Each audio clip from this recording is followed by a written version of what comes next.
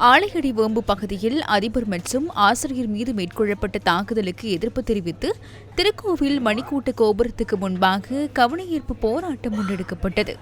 ஆலையடி வேம்பு பகுதியில் உள்ள பாடசாலை ஒன்றின் அதிபர், ஆசிரியர் ஆகியோர் கல்வி பொதுத்தராதர சாதன தரத்தில் கல்வி பயிலும் மாணவி ஒருவரின் வீட்டுக்கு கடந்த வெள்ளிக்கிழமை சென்றிருந்த போது தாக்குதலுக்கு இலக்காகினர்.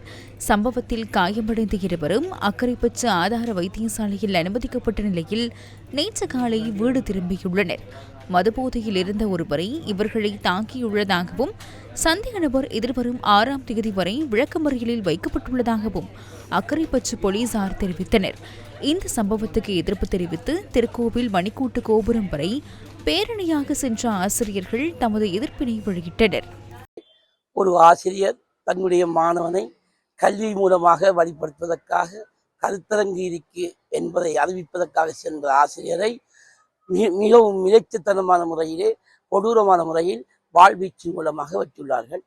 அவரை உடைய தகவலை கேட்டு அவருக்கு சென்ற அதிபர் அவர்களையும் அதே வகையிலே இணைத்தனமாக வாழால் வெற்றுள்ளார்கள். இந்த சமூகம் ஆசிரியர்களை போற்றி கொண்டாடுகின்ற சமூகமாக விளங்க வேண்டும்.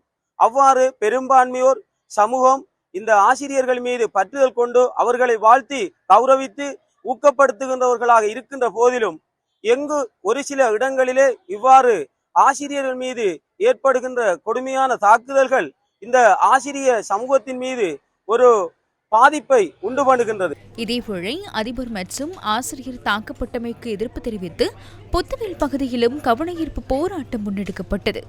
கோமாரி, பாணம, பொத்துவில் ஆகிய தமிழ் பாடசாலைகளின் அதிபர், ஆசிரியர்கள் மற்றும் பெற்றோர்களும் கவனஈர்ப்பு போராட்டத்தில் பங்கேற்றிருந்தனர்.